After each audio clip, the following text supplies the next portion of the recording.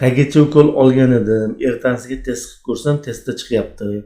4 kundan keyin test qildim, testda chiqmayapti. Hayzim 4-aprel kuni kelishi kerak. Menda homila bormi degan savol qoldirishibdi. Umuman testlar, shu homiladorlikni aniqlaydigan testlar bu hagachani miqdorini oshishiga aniq asoslangan. Ya'ni qonda hagacha oshsa, peshob bilan hagacha ko'proq ajrab chiqishni boshlaydi, natijada testda musbat javob beradi.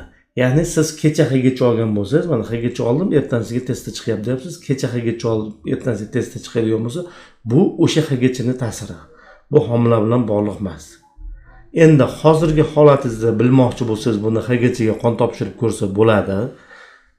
Qonda shu olgan hagachangiz 20 kungacha saqlanib qoladi. Balandroq chiqishi mumkin, lekin keskin baland chiqadigan bo'lsa, homila bor desa bo'ladi. Lekin biroz baland chiqadigan bo'lsa, o'sha doriy ta'siri bo'lishi mumkin.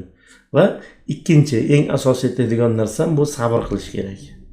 Juda ko'p narsa sabr bilan bog'liq, sabr qilish kerak, qachonki o'sha hayz kelishigacha. 4-aprelda bo'lsa hech qancha qolmabdi, 4-aprelda kutish kerak. Hayz kelib qoladigan bo'lsa, bu homila yo'q degani.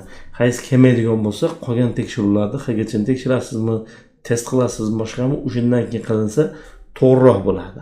Sababi mana shu hali hayzingizga ancha bor, lekin 2 marta 3 marta test qilib ko'rgan bo'lsangiz, bu miyani tinchmasligini bildiradi. Ya'ni o'sha narsa zarur, miya tinchmas, miyangiz o'sha narsa bilan band bo'lgandan keyin follikul yorilmaydi.